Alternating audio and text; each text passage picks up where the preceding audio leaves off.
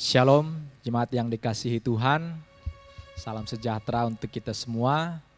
Kita bersyukur, senang sekali kita dapat bertemu kembali walaupun lewat media, walaupun secara online. Hari ini kita boleh kembali beribadah, tetapi kita bersyukur karena penyertaan Tuhan di dalam kehidupan kita. Apapun yang terjadi, sekalipun dalam kehidupan ini ada banyak kesulitan, ada banyak rintangan, ada banyak kesedihan, bahkan duka dalam kehidupan kita. Tetapi kita bersyukur sebab kita punya Tuhan yang setia. Allah kita adalah Allah yang setia bahkan ketika kita tidak setia kepadanya. Karena itu mari kita memuji Dia. Mari kita tetap belajar untuk setia kepada Tuhan. Mari kita tinggikan Dia, kita puji namanya. Dan mari kita mengangkat satu pujian dari Kidung Puji-Pujian Kristen nomor 70. Terpujilah nama Yesus, malaikat bersujud memuji namanya. Sembahkan mahkota mulia, beri hormat padanya.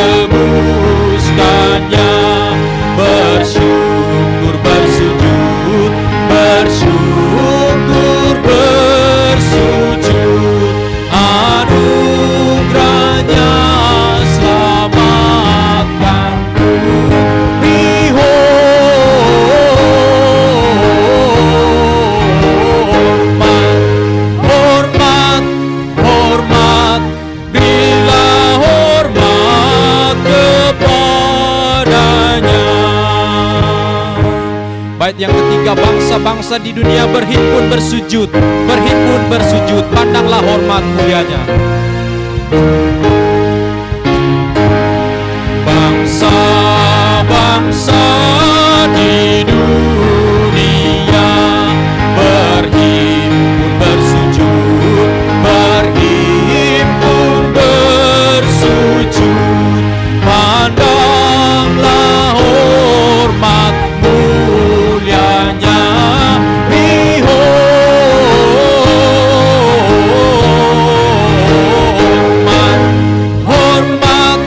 Hormat, bila hormat kepadanya.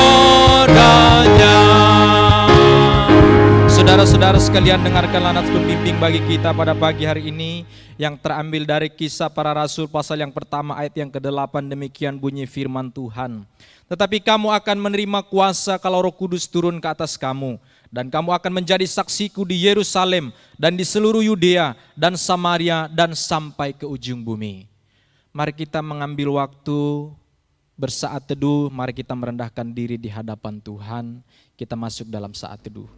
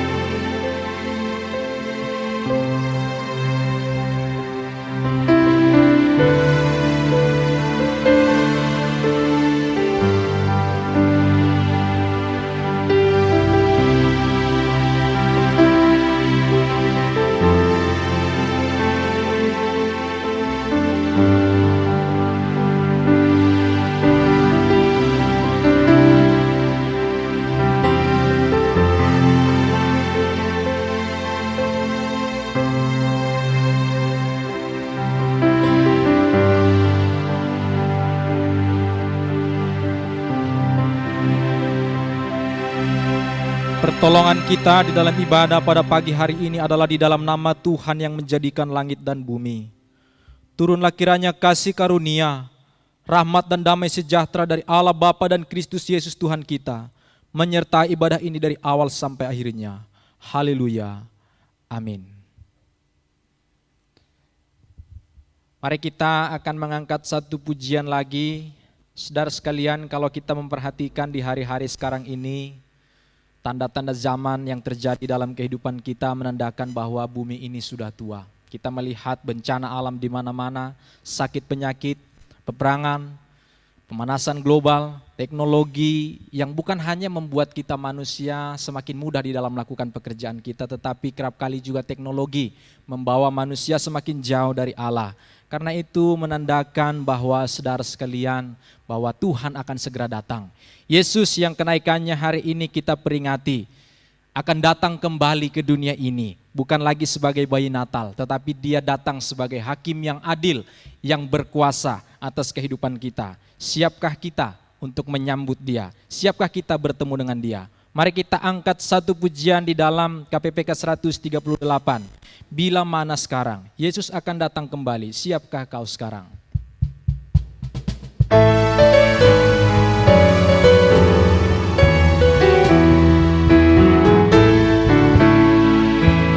Yesus akan datang kembali, siapkah kau sekarang? Dengan kuasanya yang memerintah, siapkah kau sekarang? Ia telah memilih umatnya dan membawanya di angkasa, tinggal bersama dengannya. Siapkah kau sekarang? Mulia, mulia, hatiku bergema. Mulia, mulia, mahkotailah Tuhan. Mulia, mulia, siapkanlah jalannya. Mulia, mulia, Tuhan segera datang.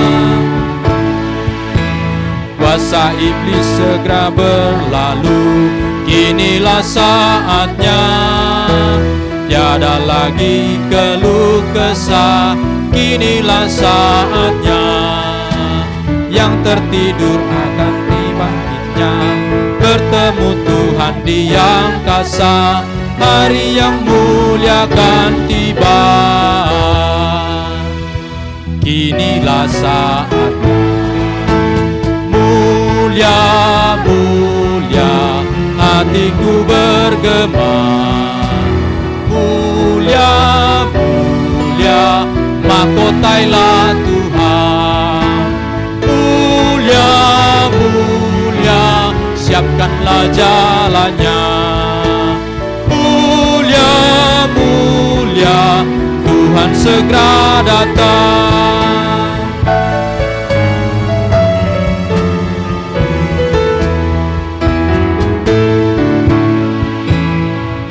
Dan setiakah hatimu bila Tuhan datang? Menanti tanpa ketakutan bila Tuhan datang. Banyak tanda yang diberikan, bagai sinar fajar di timur. Hari itu segera tiba. Siapkah kau sekarang? Mulia, mulia, hatiku bergema. Mulia, mulia, mahkotailah Tuhan. Mulia, mulia, siapkanlah jalannya. Mulia, mulia, Tuhan segera datang. Mulia, mulia, hatiku bergema. Mulia, mulia, mahkotailah Tuhan. Mulia, mulia, siapkanlah jalannya. Mulia, mulia, Tuhan segera datang. Saudara sekalian, saya mengundang kita semua bangkit berdiri. bersama-sama dengan gereja di segala abad dan tempat. Marilah kita mengikrarkan pengakuan iman kita sebagaimana yang dirangkumkan di dalam pengakuan iman rasuli. Marilah kita pribadi lepas pribadi kita berkata demikian. Aku percaya kepada Allah, Bapa yang Maha Kuasa, Khalik langit dan bumi, dan kepada Yesus Kristus, anaknya yang tunggal Tuhan kita, yang dikandung daripada Roh Kudus, lahir dari anak darah Maria, yang menderita sengsara di bawah pemerintahan Pontius Pilatus, disalibkan, mati dan dikuburkan, turun ke dalam kerajaan maut. Pada hari yang ketiga, bangkit pula dari antara orang mati, naik ke surga, duduk di sebelah kanan Allah, Bapa yang Maha Kuasa. Dan dari sana ia akan datang untuk menghakimi orang yang hidup dan yang mati. Aku percaya kepada Roh Kudus, gereja yang kudus dan am, persekutuan orang kudus, pengampunan dosa, kebangkitan tubuh, dan hidup yang kekal. Amin. Dipersilakan duduk kembali. Mari kita akan masuk di dalam doa syafaat. Mari kita merendahkan diri. Mari kita berdoa untuk pergumulan-pergumulan yang terjadi di dalam kehidupan kita, bahkan di tengah-tengah bangsa kita yang hari-hari sekarang ini sedang terjadi. Dan kalau ada saudara sekalian juga yang membutuhkan dukungan doa, yang mengalami kelemahan, yang mengalami sakit penyakit, mari kita merendahkan diri di hadapan Tuhan. Kita meletakkan kehidupan kita di tangan Tuhan yang kuat, yang penuh kuasa. Mari kita satu di dalam doa. Bapa, kami bersyukur kalau hari ini kami boleh hidup, kami diberikan kesempatan untuk boleh menyembah Engkau. Kami boleh memperingati hari di mana Yesus terangkat naik ke surga untuk mempersiapkan tempat bagi setiap kami yang percaya kepada Tuhan. Dan Engkau akan datang kembali untuk menjemput setiap kami saleh-salehnya. Karena itu Tuhan, hari ini kami bersyukur, kami yang ada di dunia ini, Engkau juga berjanji Engkau menyertai kami, bahkan ada Roh penghibur yang selalu memberikan kami kekuatan, memberikan kami kemampuan menghadapi setiap rintangan dan tantangan dalam kehidupan kami. Terima kasih Engkau Allah yang selalu setia bagi setiap kami umat Tuhan. Terima kasih Tuhan, hari ini apapun yang terjadi dalam kehidupan kami bersyukur. Kami belajar untuk tetap senantiasa mengucap terima kasih kepada Tuhan apapun yang terjadi, baik suka atau duka, karena kami tahu segala hal yang Tuhan izinkan terjadi dalam kehidupan kami. Itulah yang terbaik dan Tuhan tahu ketika Tuhan mengizinkan hal-hal yang menjadi pergumulan dalam kehidupan kami, sebab Tuhan tahu Tuhan akan memampukan kami dan Engkau melihat bahwa kami mampu menghadapi setiap rintangan-tantangan kehidupan yang ada. Namun ajar kami untuk senantiasa berserah kepadamu dan tidak mengandalkan kekuatan kami sendiri, tetapi senantiasa berserah mengandalkan kekuatan yang Tuhan berikan bagi setiap kami. Bapa, hari ini kami mau berdoa untuk jemaat Tuhan yang punya pergumulan-pergumulan dalam kehidupannya. Apakah itu pergumulan sakit penyakit, apakah itu pergumulan ekonomi, pergumulan pekerjaan, pergumulan keluarga. Apapun yang sedang menjadi beban kehidupan kami saat ini, kami tahu, kami percaya Tuhan merasakan pergumulan-pergumulan yang kami rasakan. Karena itu Tuhan juga memberikan kekuatan bagi kami. Terima kasih Tuhan, Engkau tidak meninggalkan dikala kami berjuang menghadapi setiap tantangan kehidupan ini. Kami percaya di balik setiap persoalan-persoalan yang ada berkat yang Tuhan sudah sediakan bagi setiap kami yang berharap kepada Tuhan. Kami berdoa untuk bangsa-bangsa yang hari ini terus berjuang untuk boleh menghadapi pandemi, wabah yang sedang mewabah di seluruh dunia. Kami berdoa terus Engkau yang memberikan mereka hikmat dan bijaksana kepada para pemimpin kami. Kami berdoa juga untuk para tim medis, untuk setiap dokter yang Tuhan percayakan untuk boleh menjadi perpanjangan tangan Tuhan untuk boleh menolong saudara-saudara kami yang terkena wabah ini. Kami pun berdoa bagi mereka yang terkena sakit penyakit. Kami mohon kesembuhan dan kekuatan yang Tuhan anugerahkan bagi setiap orang-orang yang mengalami kelemahan. Kami mohon Tuhan juga yang memberikan penghiburan bagi mereka yang telah mengalami kehilangan oleh karena sakit penyakit ini. Dan juga setiap pergumulan-pergumulan atau sakit penyakit, bahkan bencana-bencana yang terjadi hari-hari sekarang ini. Kami mohon biarlah Tuhan yang terus menguatkan. Kami berdoa untuk gereja-gereja, berkati gereja-gereja Tuhan menjadi berkat menjadi perpanjangan tangan Tuhan untuk boleh menolong setiap jiwa-jiwa yang membutuhkan uluran tangan dari saudara-saudara, baik saudara-saudara seiman ataupun saudara-saudara sebangsa setanah air atau sebagai sesama kami umat manusia yang saling membutuhkan satu dengan yang lain. Sekali lagi kami memohon biarlah Tuhan yang memakai gereja-gereja Tuhan untuk boleh menjadi berkat, menjadi garam dan terang di dalam kehidupan kami. Sebab itulah yang menjadi panggilan kami ketika Tuhan memilih gereja Tuhan, memilih umat Tuhan menjadi anak-anak-Mu, menjadi umat kesayangan-Mu. Yang bergumul di dalam kehidupan kami sebagai orang-orang percaya. Jangan biarkan kami oleh karena kelemahan-kelemahan atau pergumulan-pergumulan yang kami rasakan membuat kami tidak melakukan apa yang menjadi panggilan kami untuk boleh mengasihi Allah dan mengasihi sesama kami. Tetapi biarlah di sana kami boleh belajar untuk boleh tetap mengandalkan Tuhan. Sekali lagi dengan pertolongan Tuhan kami juga dapat berkarya menjadi berkat dalam kehidupan ini. Hal-hal yang terganggu, pekerjaan atau bidang-bidang yang terganggu oleh karena pandemi yang sedang terjadi saat hari-hari sekarang ini. Kami mohon biarlah Tuhan yang membukakan jalan dan kami mohon ya Tuhan, biarlah Engkau yang memberkati, Engkau yang menolong dan kami memohon sekali lagi kepada Tuhan, jikalau Tuhan berkehendak, biarlah Engkau yang menghalaukan badai ini dan biarlah Engkau yang menolong menyadarkan kami umat manusia betapa kami lemah dan tidak berdaya, tetapi lewat pandemi yang sedang terjadi hari-hari sekarang ini mengingatkan kami akan pencipta kami bahwa kami tidak punya kemampuan apa-apa selain kami hanya bersandar dan berserah kepada Tuhan.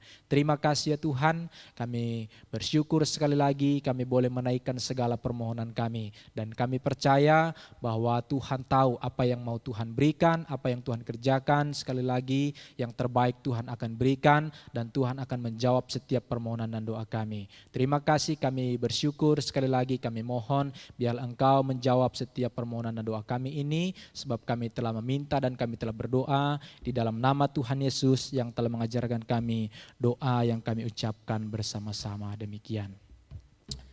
Bapa kami yang ada di surga, dikuduskanlah nama-Mu, datanglah kerajaan-Mu.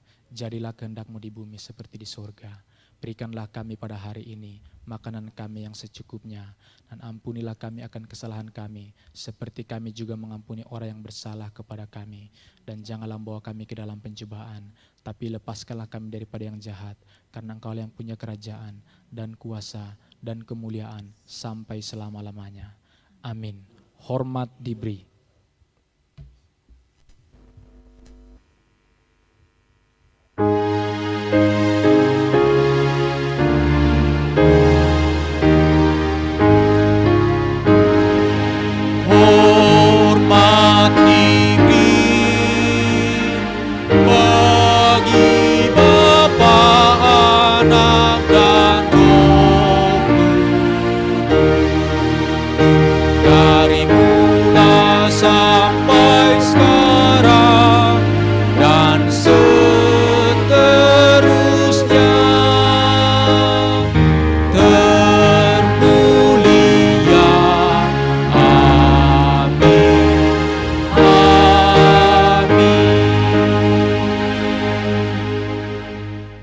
Saudara sekalian, pada pagi hari ini kita akan membaca Alkitab kita. Mari kita membuka di dalam kitab Kisah Para Rasul, pasal yang pertama.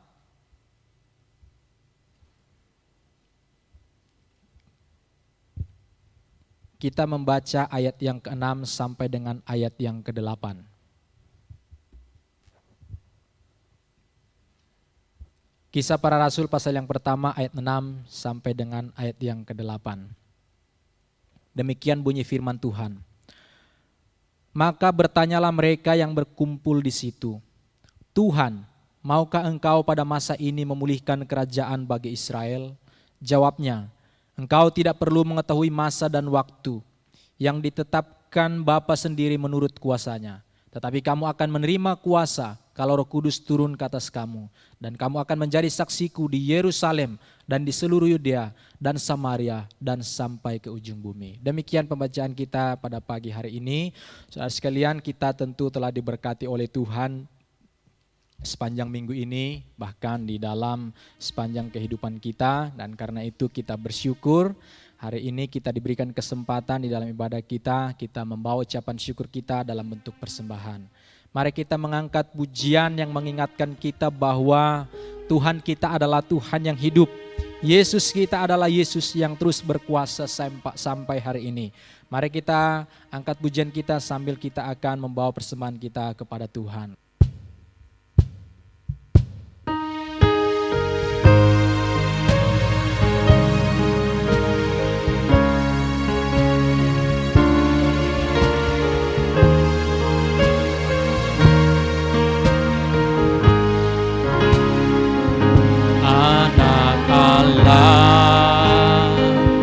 Datang ke dunia untuk selamatkan yang berdosa.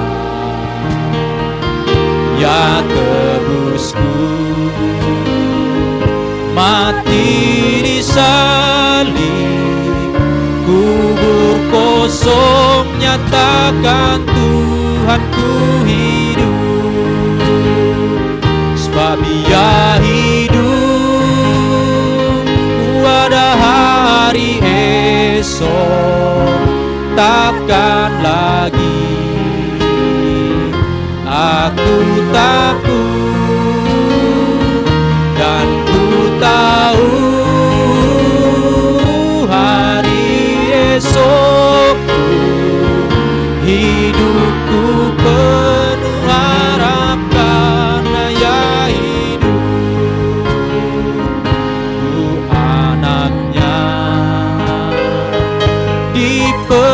Pelukannya amat tenang dan senanglah, yakinlah kau dengan imanmu dapat menghadap besok karena Ia hidup.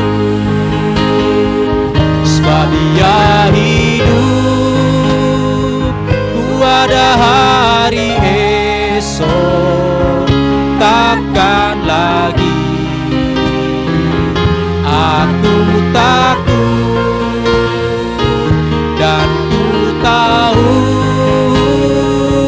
hari esok hidupku penuh harap karena Ia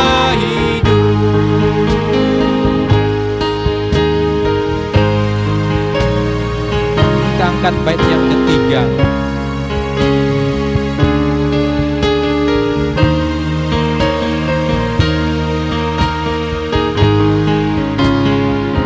Dan tamatlah jalan hidupku, ku menghadap perang yang dahsyat, dan mengalahkan maut. Dalam mulia ku jumpa Tuhanku hidup. Sebab Dia hidup, pada hari esok. Sebab Dia hidup, ku tak takut, dan ku tahu hari esok hidupku penuh harap karena Ia hidup. Sebab Dia hidup, pada hari esok takkan lagi aku takut, dan ku tahu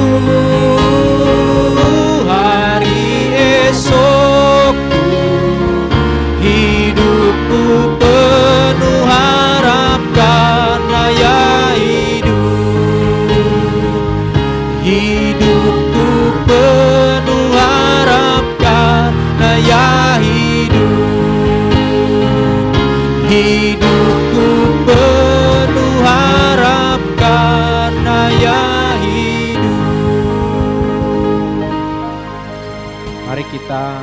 berdoa, bersyukur untuk persembahan kita. Bapa, terima kasih sebab Engkau Allah yang hidup, yang menjamin kehidupan kami. Kami tidak tahu apa yang terjadi dalam kehidupan kami esok hari. Tapi satu hal yang kami tahu, Engkau Allah yang berkuasa dan Engkau menjamin kehidupan kami. Terima kasih Tuhan, hari ini kami diberikan kesempatan membawa ucapan syukur kami. Segala sesuatu yang ada di dalam kehidupan ini adalah dari Tuhan. Bahkan hidup kami adalah dari Tuhan. Karena itu ajar kami untuk boleh belajar mempersembahkan yang terbaik untuk Tuhan sebagai ucapan syukur kami, sebab Allah yang telah terlebih dahulu memberikan yang terbaik bagi kami. Berkati setiap tangan-tangan yang telah memberi maupun yang belum sempat memberi. Berkati persembahan ini dapat dipergunakan untuk kemuliaan nama Tuhan, untuk pekerjaan Tuhan. Terima kasih, kami mengucap syukur di dalam nama Tuhan Yesus kami berdoa. Amin. Mari kita mempersiapkan hati kita untuk kembali diisi dengan kebenaran firman Tuhan yang memberikan kita kekuatan, yang memberikan kita tuntunan. Mari kita mengangkat pujian untuk mempersiapkan hati kita.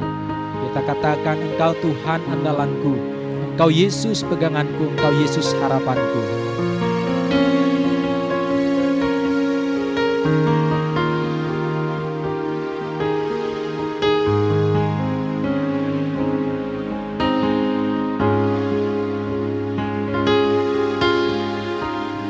Dalam kehidupan ini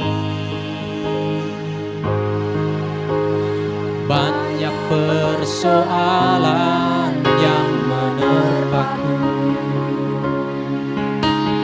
Tantangan dunia menghimpit jalan imanku hingga ku seakan tak bertahan. Namun saat ku bertemu Kau Yesus, Kau berikan aku harapan baru. Engkaulah jawaban pasti untuk ku dapat menjalani hidup dengan kekuatan-Mu.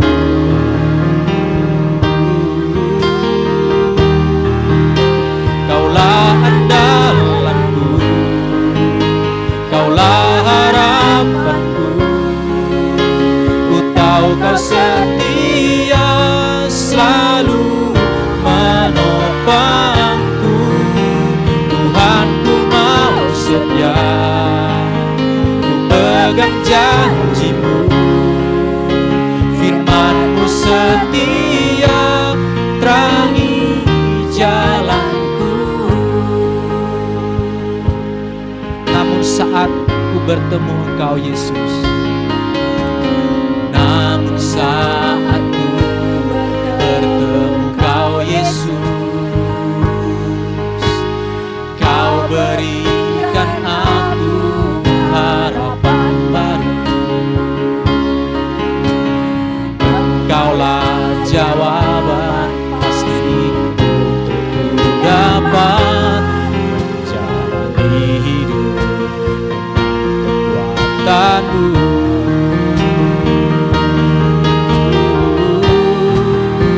Kaulah andalanku, Kaulah harapanku. Ku tahu Kau setia, selalu menopangku. Tuhan, ku mau setia, ku pegang janji-Mu. Firman-Mu setia, terangi jalanku. Kaulah andalanku, Kaulah perisaiku. Ku tahu Kau setia, selalu menjagaku. Tuhan, ku mau setia, ku berikan hidupku. Firman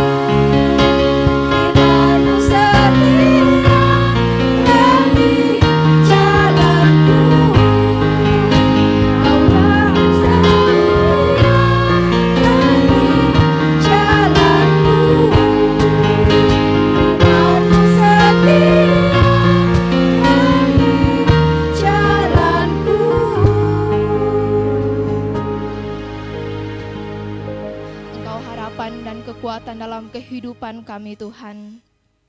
Kami bersyukur punya Allah seperti Engkau. Kami berjalan tidak sendirian di dalam kehidupan kami. Kami punya Allah yang begitu setia memelihara kehidupan kami. Terima kasih Tuhan kalau kami boleh ada sampai saat ini. Kami percaya semuanya karena pemeliharaan Tuhan. Dan pada kesempatan saat ini Tuhan, kami mau belajar bersama-sama. Kami mau belajar dari dalam kebenaran firman Tuhan. Bagaimana kami harus berjalan menyenangkan hati Tuhan di dalam dunia ini. Berkati setiap kami Tuhan, anak-anak-Mu yang menyiapkan hati pada saat ini. Biarlah Roh Kudus-Mu mengurapi setiap kami. Kami boleh memahami firman Tuhan, bahkan tidak hanya berhenti ketika kami mengetahuinya. Kami boleh juga melakukannya di dalam kehidupan kami sehari-hari. Menjadi bukti nyata bahwa kami mengasihi Tuhan di dalam hidup ini. Terima kasih Tuhan Yesus, kami bawa hidup kami ke dalam tangan-Mu. Ini doa kami Tuhan, kami siap untuk mendengarkan firman-Mu. Di dalam nama Tuhan Yesus kami berdoa.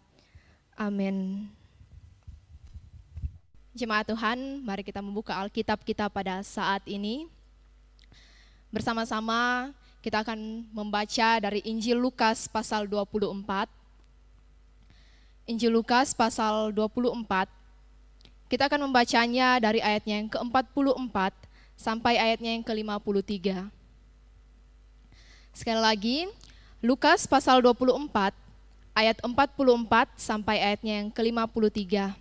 Saya akan membacakannya untuk kita semua, dan jemaat Tuhan juga boleh mengikut bersama-sama dengan suara yang kedengaran dari rumah kita masing-masing. Ayatnya yang ke-44, firman Tuhan, Ia berkata kepada mereka, "Inilah perkataanku yang telah kukatakan kepadamu ketika aku masih bersama-sama dengan kamu, yakni bahwa harus digenapi semua yang ada tertulis tentang aku dalam kitab Taurat Musa dan kitab Nabi-Nabi dan kitab Mazmur." Lalu ia membuka pikiran mereka sehingga mereka mengerti kitab suci.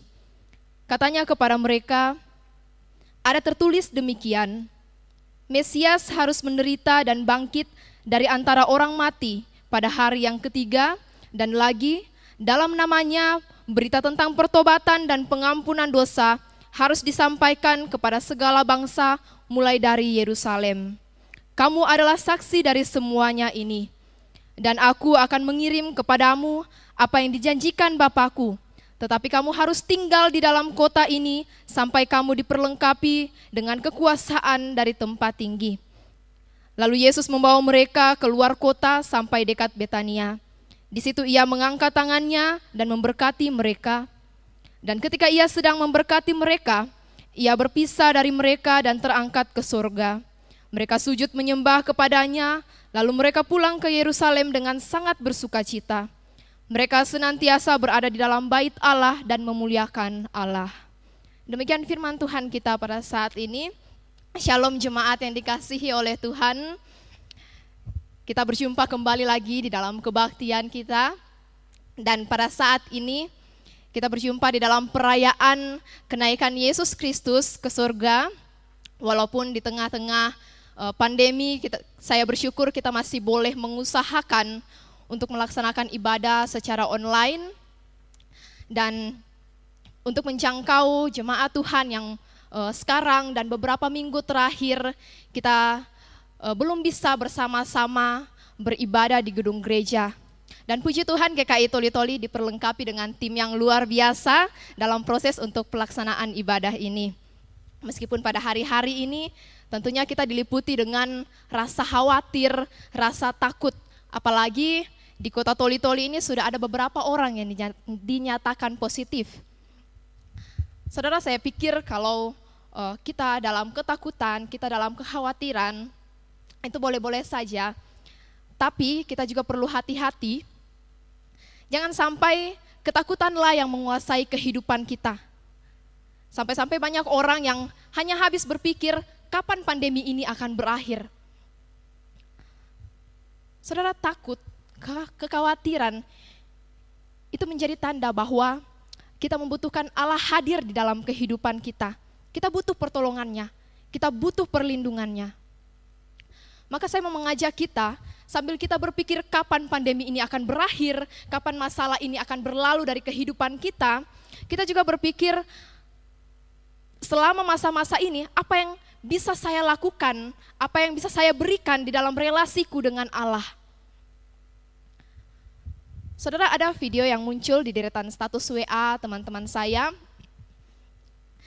Isinya seperti ini, intinya berkata, saya pikir ketika saya hanya di rumah saja, saya akan menjadi lebih bersih, muka saya akan menjadi lebih glowing. Tapi nyatanya tidak. Nyatanya saya semakin butek, malah jarang pakai skincare. Ya, kurang lebih isinya seperti itu. Saudara, saya harap iman kita tidak seperti apa yang dikatakan di dalam video itu. Ada penurunan kualitas. Nah, mungkin saja ketika sebelum pandemi ini datang, sebelum pandemi ini ada, waktu kita itu bergumul di dalam kehidupan kita, seandainya saja saya punya waktu lowong yang lebih banyak, pasti saya punya waktu yang banyak juga untuk membangun relasiku dengan Allah.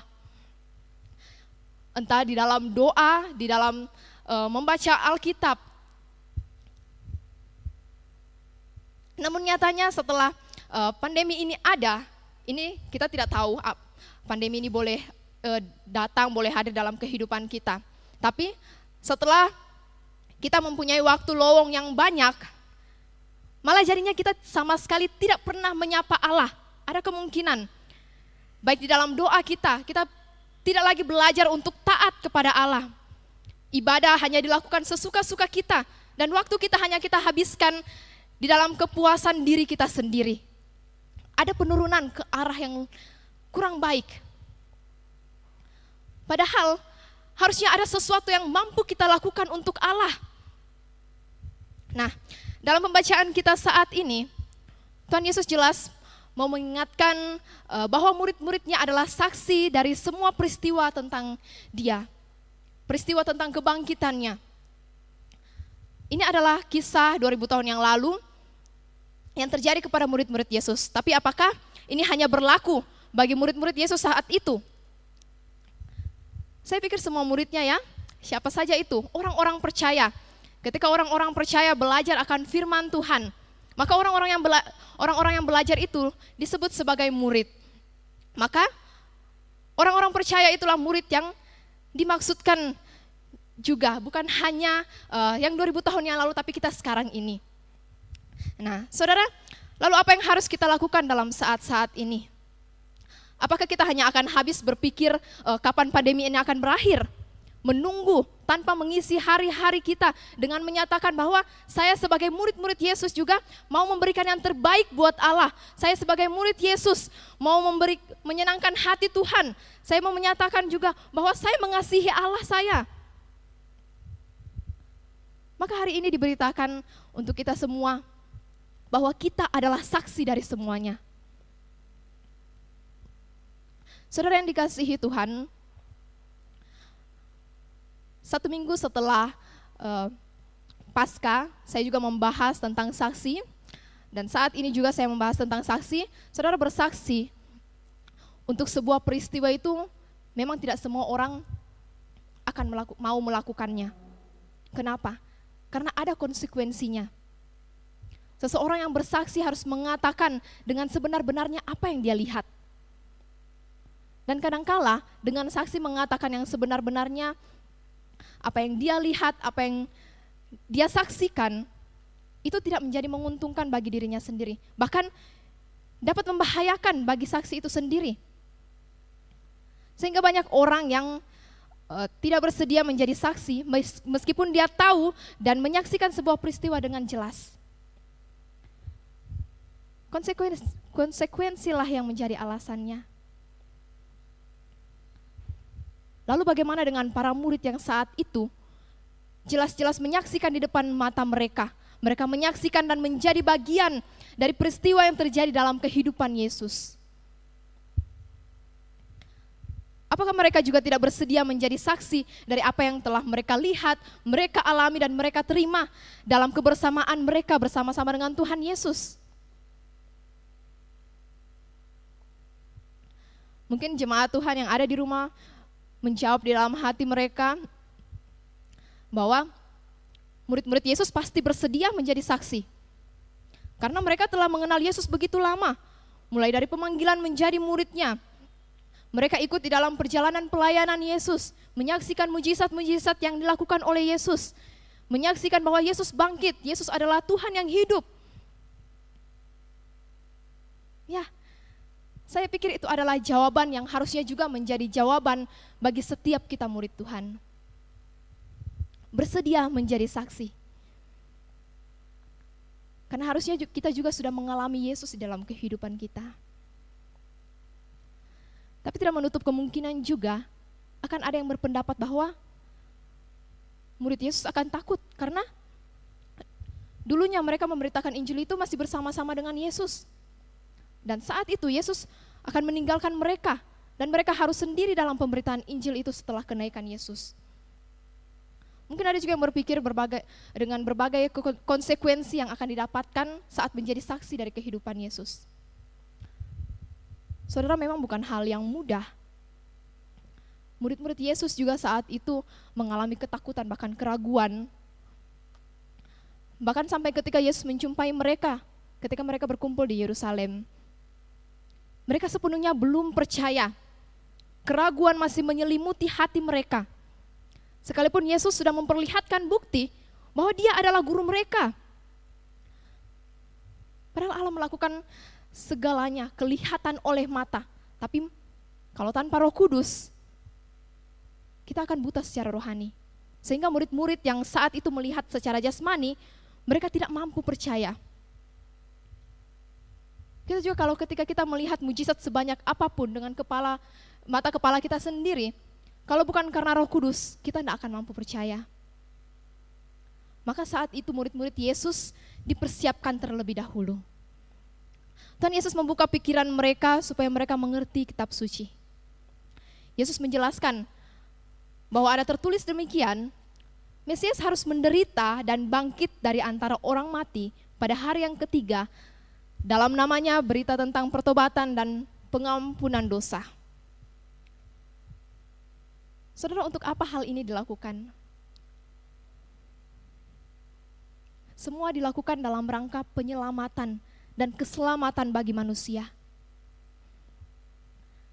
Dan semuanya ini telah disaksikan oleh murid-murid Yesus. Oleh karena itu Yesus memberikan amanat bahwa sebagai murid-muridnya yang telah menyaksikan semuanya itu, dan setelah kepergian Yesus naik ke surga, mereka harus memberitakan semuanya itu mulai dari Yerusalem. Sekali lagi semuanya diberitakan dan dilakukan dalam rangkaian penyelamatan dalam kehidupan Yesus. Melalui karya-karya Yesus, melalui masa sengsara Yesus, ketika Yesus wafat dan Dia bangkit sampai Dia naik ke surga. Itu semua adalah rencana keselamatan Allah yang terlebih dahulu telah diberitakan oleh para nabi di Perjanjian Lama. Nabi zaman dahulu telah menyatakan nubuatan tentang Allah, di mana puncak dari semuanya itu ada dalam diri Yesus. Ayat 44 katakan harus digenapi semua yang ada tertulis tentang aku dalam kitab Taurat Musa dan kitab Nabi dan kitab Mazmur. Dan Yesus menyadari akan hal ini, bahwa Dia adalah puncak dari seluruh penyataan Allah dan nubuatan para nabi digenapi di dalam Dia. Yesus memulihkan kembali maksud Allah yang sesungguhnya. Karena hati umat Tuhan telah dihalangi untuk mengenal kebenaran Allah yang telah membebaskan itu. Karena itu Yesus membuka mata rohani dan pikiran para murid untuk mengenal makna kitab suci yang sesungguhnya. Yesus mengutus murid-muridnya untuk menjadi saksi dan juga Dia menjanjikan memberikan kuasa dari Roh Kudus yang turun atas mereka. Karena saudara, sekali lagi, tanpa Roh Kudus kita tidak akan mampu bersaksi. Dan tugas para murid adalah menyaksikan segala sesuatu tentang Yesus. Yang pertama, mereka memberitakan pertobatan di dalam namanya, berbalik kepada Allah, di mana yang sebelumnya manusia telah berbuat dosa. Jadi bukan hanya sekedar sadar, tapi juga berubah. Nah, saudara, waktu kita berbuat dosa dan kita menyesal, itu bukan titik dari pertobatan. Emosi penyesalan yang timbul waktu kita berbuat dosa, itu bukan unsur utama dari sebuah pertobatan. Meskipun memang hal inilah yang sering terjadi dalam kehidupan kita. Tapi ketika kita menyesal, harus ada perubahan yang nyata di dalam perbuatan, sikap dan tindakan kita yang diikuti dari penyesalan itu. Jadi misalnya kalau kita sedang berjalan menuju arah utara, lalu kita menyesal karena ternyata kita salah arah, bukan arah itu yang harusnya kita lalui. Apakah hanya sampai di menyesal saja? Apakah akan ada perubahan selain dari perubahan emosi? Tapi waktu kita sudah tahu bahwa kita salah, kita menyesal, kita memilih arah yang tidak tepat, kita kemudian mengambil keputusan untuk berbalik. Kita berbalik arah menuju arah selatan. Nah, saudara, berbalik arah inilah yang menjadi titik dari pertobatan. Maka sekali lagi, bertobat tidak hanya sekedar kata-kata, perasaan menyesal, tetapi juga harus diikuti dengan sikap perbuatan dan tindakan kita yang berubah. Dan hanya ada di dalam Yesuslah pengampunan dosa diberikan kepada siapa saja yang menyesali dosa-dosanya, sehingga manusia itu boleh selamat. Perbaharui perbuatan kita, hentikan perbuatan buruk. Jadi saudara, biasanya seperti ini.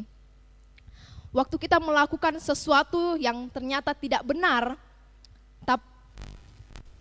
kita akan tetap menganggap hal itu benar dan baik untuk kita, sehingga kita akan terus berjalan di dalam kebenaran kita sendiri, tanpa kita tahu ternyata itulah kesalahan kita. Sesuatu yang salah, tapi ketika kita sudah berjalan di dalamnya, kita tidak menyadari hal itu, kita merasa bahwa hal itu ternyata baik dan benar untuk kita. Saudara, mari kita lihat kebenaran yang sesungguhnya lewat firman Allah yang terdapat dalam Alkitab. Sehingga kita tidak berjalan di dalam kenyamanan kebenaran kita sendiri, tapi kita berjalan di dalam kebenaran Allah. Kemudian yang kedua, yang harus disaksikan oleh murid-murid Yesus adalah memberitakan pengampunan, sekali lagi di dalam Yesus. Waktu murid-murid diutus menjadi saksi, sekali lagi Yesus tidak membiarkan murid-muridnya ini sendirian. Yesus menjanjikan datangnya Roh Kudus atas murid-muridnya, yang juga akan menolong mereka dalam menjalankan tugas sebagai saksi. Dan di dalamnya, mereka diberikan kuasa untuk mengampuni dosa. Saudara, posisinya bukan berarti murid-murid Yesus ataupun kita bisa menggantikan posisi Yesus. Hanya Yesus yang dapat mengampuni dan menyelamatkan orang dari dosanya. Tapi di dalam kuasa Roh Kudus, kita dapat menjaminkan pengampunan itu bagi orang lain. Apalagi ketika kita tinggal di tengah-tengah masyarakat yang dengan budaya gigi ganti gigi, mata ganti mata, atau dengan budaya pembalasan lebih kejam daripada tindakan. Di mana hal ini pasti perlahan-lahan bisa menimbulkan kebencian, bahkan semakin lama semakin besar dan akan merusak kehidupan kita. Bahkan bukan hanya kepada orang yang mendendam itu saja, bisa juga berdampak bagi orang lain. Bisa berdampak bagi generasi selanjutnya.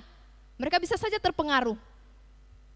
Kalau kita sebagai orang tua, kasihan ya kalau misalkan anak-anak kita yang tidak tahu masalah, yang tidak tahu apa sebenarnya yang terjadi, tetapi mereka malah bertumbuh di dalam kebencian kepada orang-orang yang dibenci oleh orang tua mereka. Atau kepada kaum muda dan semua kalangan. Ketika teman-teman kita yang mendengar curhatan kita tentang rasa benci yang kita alami, bisa saja rasa benci itu juga menulari mereka. Panas ya telinga ketika kita mendengar, wah ternyata si ini kelakuannya kurang baik, si itu kelakuannya kurang baik juga. Maka disinilah dunia membutuhkan kekuatan pengampunan yang bisa memutuskan lingkaran setan itu. Dan kita dikaruniai kuasa itu. Hanya saja tinggal dari kita. Apakah kita mau hidup dari kuasa yang menghidupkan itu, atau kita akan tetap dikuasai oleh kuasa hukum balas dendam yang membinasakan.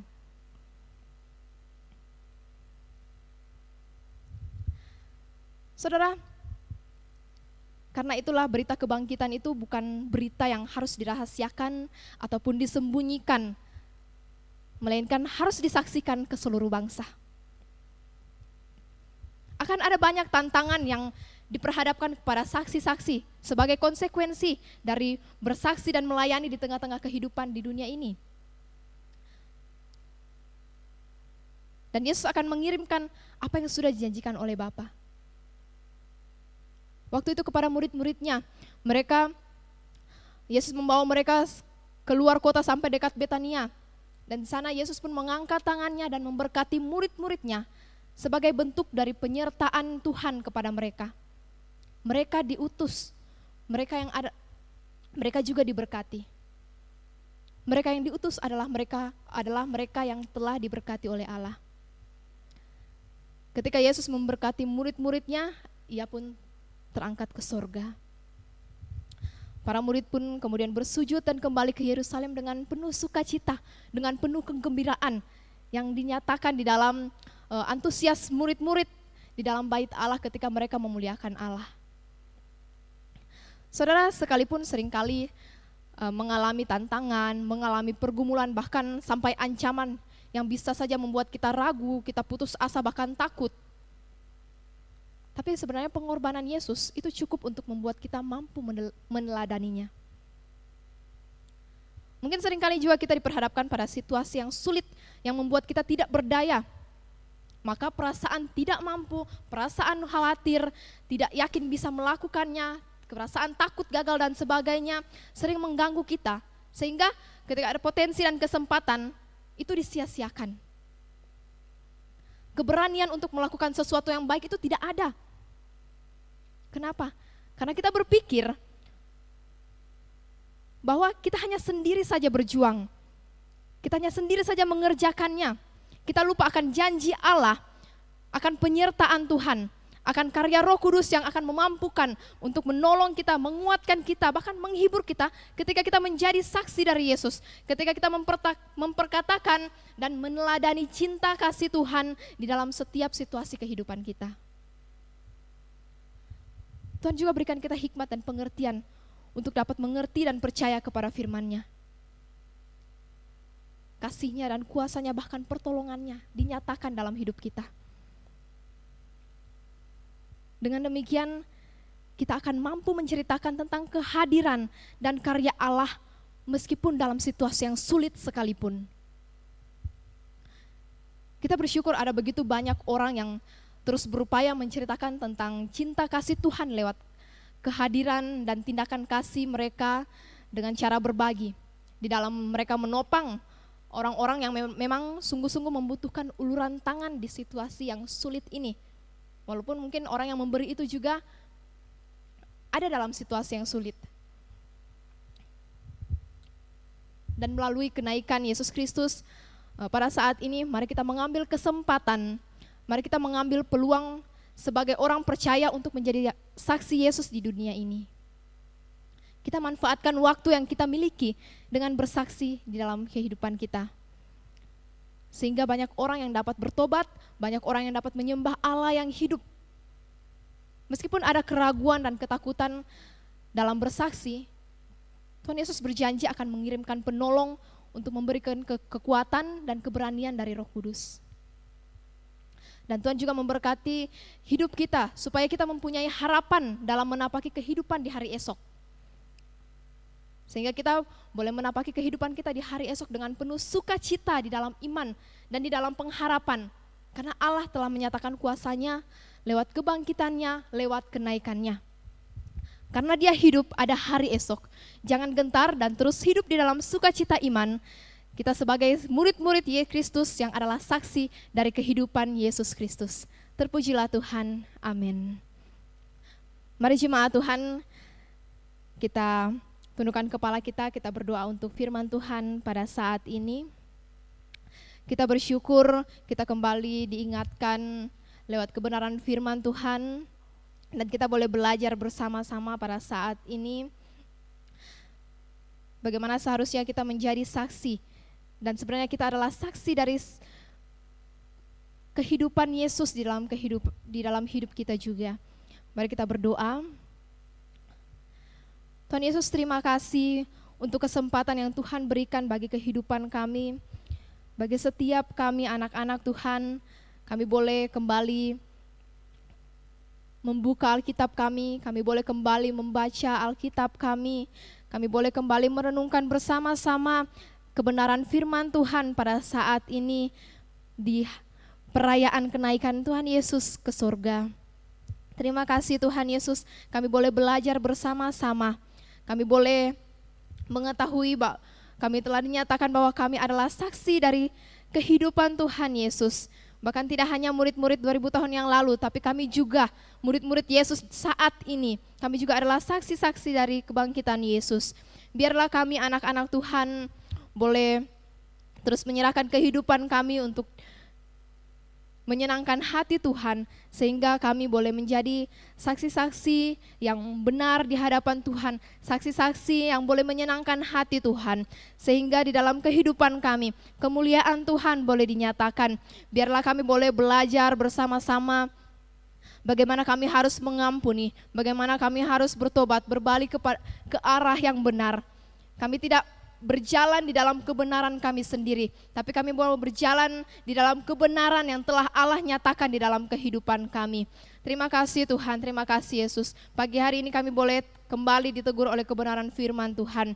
Biarlah lewat kenaikan Yesus Kristus, kami boleh terus menjadi saksi bagi Yesus, kami boleh terus memiliki pengharapan yang benar di dalam Yesus, dan kami punya pengharapan yang benar hari esok di dalam tangan Tuhan.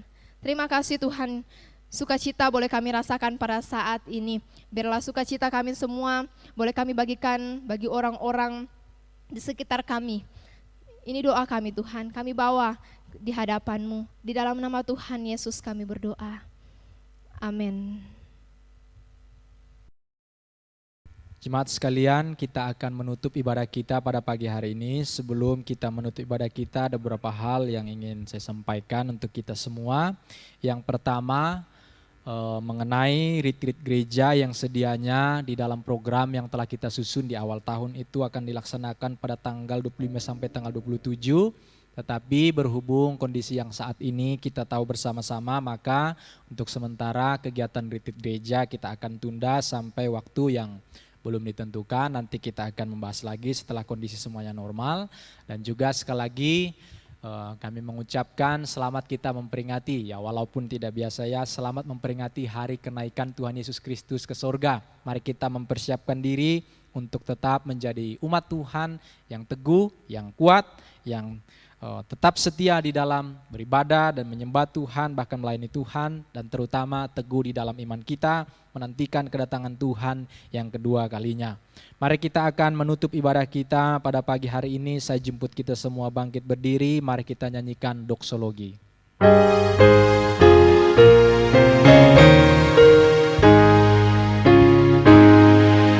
Puji Allah Bapa Putra, puji Allah Roh Kudus, ketiganya yang esa. Mohon selamat sumber berkat. Amin. Jemaat sekalian, arahkanlah hatimu kepada Tuhan dan terimalah berkat Tuhan. Tuhan memberkati engkau dan melindungi engkau.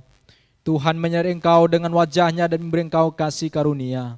Tuhan menghadapkan wajahnya kepadamu dan memberi engkau damai sejahtera. Berkat yang berkelimpahan dari Allah Bapa, Putra dan Roh Kudus menyertai kehidupanmu, keluargamu, pekerjaanmu, pelayananmu, kesaksian hidupmu hari ini dan seterusnya sampai selama-lamanya. Haleluya. Amin. Amin.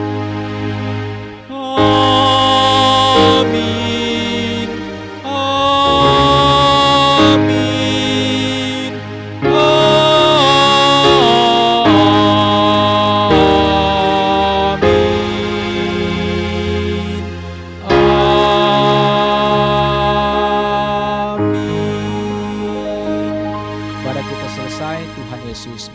memberkati.